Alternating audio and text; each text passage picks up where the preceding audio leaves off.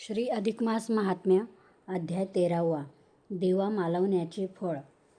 भगवान विष्णू लक्ष्मीला म्हणाले की अधिक मासात देवाजवळ दिवा लावण्याचे पुण्य किती असते ते मी तुला सांगितले. आता तो दिवा जर मुद्दाम मालवला तर त्याचे फळ किती भयंकर असते याबद्दलची एक कथा सांगतो. पूर्वी मथुरा नगरीत शाकली नावाचा एक सदाचारी गृहस्थ होता. त्याला 2 बायका होत्या, थोरली विमला आणि धाकटी सुशीला. त्या दोघीही धर्मपरायण तसेच पतिपरायण होत्या. एके दिवशी सुशीला यमुना नदीच्या पाण्यासाठी गेली. यमुना नदीवर पाण्यासाठी गेली. तो तेथे खूप लोक स्नानासाठी जमले होते. घरी आल्यावर सुशीलेने पतीला विचारले, नाथ, आज अशी कोणती पर्वणी आहे की अनेक लोक तीर्थस्नानासाठी यमुनेवर आले आहेत? त्यावर शाकली म्हणाली, प्रिये, आजपासून महापुण्यकारक अधिक मास सुरू होत आहे. या पुरुषोत्तम मासात स्नान, दानादी व्रत नियमांमुळे मोक्षप्राप्ती होते. शिवाय या महिन्यामध्ये देवाजवळ अखंड दीप तेवत ठेवला तर विशेष सुखसमाधान, शांती आणि कांती प्राप्त होते. मग हे नाथ, मी ते दीपपूजेचे व्रत करू का?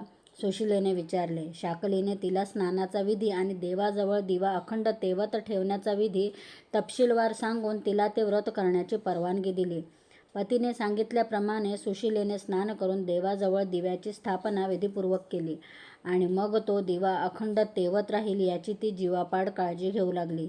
आपल्या सवतीने ते दिव्याचे व्रत सुरू केले आणि त्यामुळे तिला सुख, शांती आणि कांती प्राप्त होईल. मग आपले काय, मी थोरली, माझे महत्त्व, अशा विचारांनी विमलेचा सवती मत्सर जागा झाला. सुशीलेच्या त्या दीपव्रताचा भंग जर झाला तर तिला पाप लागेल अशा दुष्ट विचाराने ती विमला ते उपाय शोधू लागली. मग एके दिवशी घरात कोणी नाही अशी संधी साधून विमलेने देवाजवळील त्या दिव्यातील तेल हळूच काढून टाकले. दिवा मंदावला आणि विझला. घरी आल्यावर सुशीलेने ते पाहिले. ती घाबरली. अगं बाई, तेल संपले की, असे म्हणून तिने पुन्हा समय भरून तेल घातले, दिवा लावला. दुसऱ्या दिवशी सुशीला बाहेर गेल्याची संधी साधून विमलेने त्या दिव्यातील वातच काढून टाकली. मग सुशीलेला वाटले की वात उंदराने नेली की काय. तिने पुन्हा वात घालून दिवा तेवत ठेवला. तिसऱ्या दिवशी विमलेने तोंडावर फुंकर मारून तो दिवा मालवला. सुशीलेला वाटले जोराच्या वाऱ्याने दिवा विझला असेल. पुन्हा तिने तो दिवा पेटवला आणि अखंड तेवत ठेवला. मात्र आता सुशीला त्या दिव्यावर सतत नजर ठेवून तो सदैव तेवत राहील याची काळजी घेऊ लागली. त्यामुळे दिवा मालवण्याची विमलेला संधीच मिळेना. मात्र ती त्या सवतीच्या दीपसेवेच्या पुण्याईचा द्वेष करून मनात सतत कष्टी राहायची. पुढे हळूहळू सुशीलेला नवे तेज येऊन ती संसारात सुखी झाली आणि ती दुष्ट विमला झुरून अल्पावधीतच मरण पावली. मरणानंतर तिला अनेक यमयातना भोगाव्या लागल्या.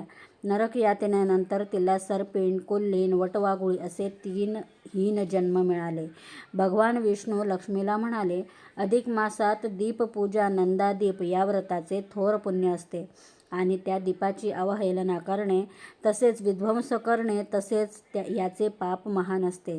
त्यावर लक्ष्मी म्हणाली, दीपविध्वंसनाची ही कथा मी ऐकली, पण माझे समाधान झाले नाही. दीपपूजेचे महत्त्व सांगणारी आणखी एखादी कथा सांगून मला धन्य करावे. मग श्री विष्णूंनी तशी कथा लक्ष्मीला सांगितली. ती पुढील 14व्या आणि 15व्या अध्यायात ऐकावी. या ठिकाणी अधिक मास महात्म्यातील 13वा अध्याय समाप्त.